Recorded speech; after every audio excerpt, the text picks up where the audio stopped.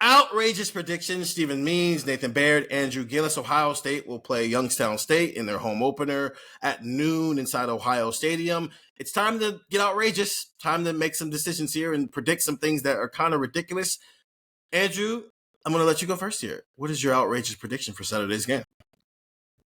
Yeah, I don't know if this technically qualifies as ridiculous because I was having a hard time thinking about this just because what is off the table for a young, Ohio State scores 4 defensive touchdowns.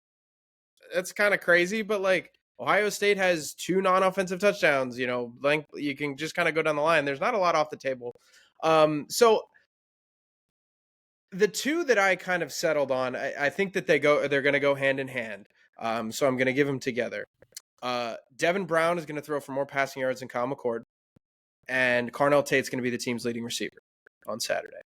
This is a game to me that you empty the bench early. And I understand that, you want to win and you want to do all those things. And think about who you have kind of ahead of those guys, right? At receiver, you got Marv, Emeka, Julian Fleming. Those are not guys who are going to be playing in this game when it's 28-0. Those are guys who are going to be sitting on the bench, taking in the crowd, eating some popcorn when it's, 28-0 end of the second quarter or whatever that is. This is a game where the bench is going to get emptied. I have made this point with quarterback as well that, and I think you guys kind of agree, that the quarterback battle is over, that the quarterback battle is kind of decided, if you will, that Kyle McCord the actions of Ohio State has kind of proven that Kyle McCord has won the job. If they really do feel that way, you need to play Devin Brown. I think they're going to try to make up for lost time from last week because Devin Brown didn't play a whole heck of a lot. He didn't throw a pass until the final drive of the game. So I think that they're going to play Devin Brown a lot. I think he's going to throw a lot just because you want to see him. You want to see what he can do in a game. So I think he's actually going to throw for more yards than Kyle McCord. So I settled down 2, as I've just figured I'd give them both because it's Youngstown State. Why not get outrageous?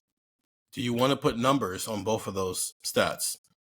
Both Cardinal Tate's wide receiving numbers and Devin Brown's passing numbers. Well, for the second straight week, I'll say that Devin Brown throws for 200 yards. And then receiver, I'll say Carnell goes for 100 plus. I'm soft. Mark it down further. I want a full receiving yard. I don't drive the bus hard enough or fast enough. Yeah, or, I'm not marking it down. I want you to put 100 and what yards on Carnell Tate? Let's see. Brown, I'll stick with Brown 200 plus. Carnell Tate, I'm going to put the over-under for Carnell Tate at 125. No over-under. I'm going to say 125. He'll hit 125. Thank you. Nathan, what's your outrageous prediction? Okay. Listen, I give Andrew credit for that last week saying that Devin Brown and Kyle McCord would both throw for over 200, and he was only 202 yards off Devin Brown getting to 200 yards last week. So, maybe this is the week. Listen, I think Andrew's right that nothing seems like Carnell Tate leading Ohio State in passing is like an outrageous prediction for a game like this. Anything else that's more conventional doesn't seem that outrageous.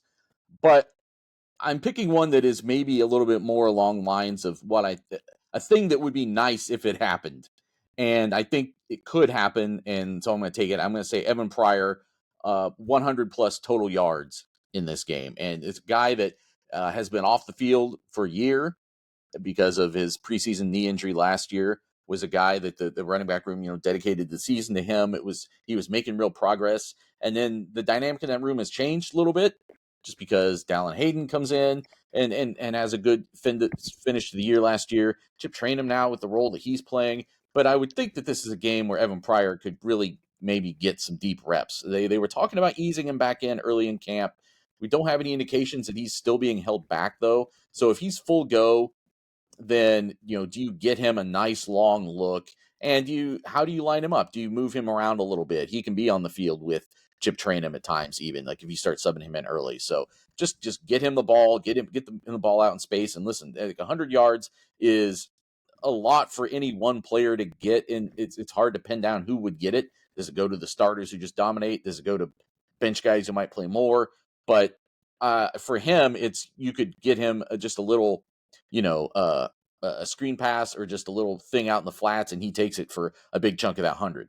So part of it is do we see just a big play from Evan Pryor that like props up his kind of triumphant return back to lineup? And it might be his only big contribution of the season because they're just so deep there. I don't know what reps he's going to get out of the backfield on a consistent basis this year, but this is a week where he could get a chance to do that.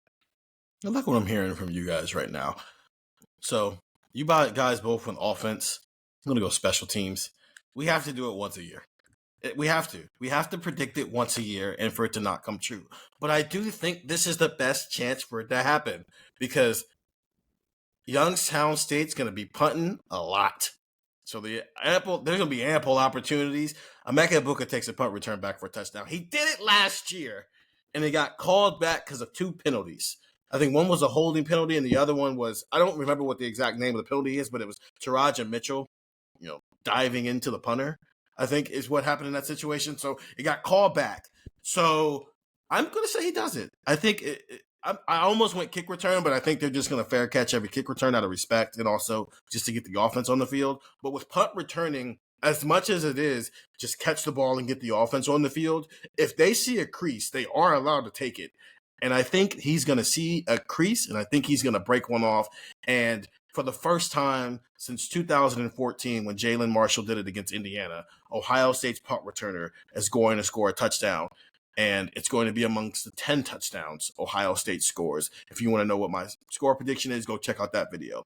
That is our outrageous predictions. Get the text, 614-350-3315. We will be texting all types of stuff on game day. We do so much texting.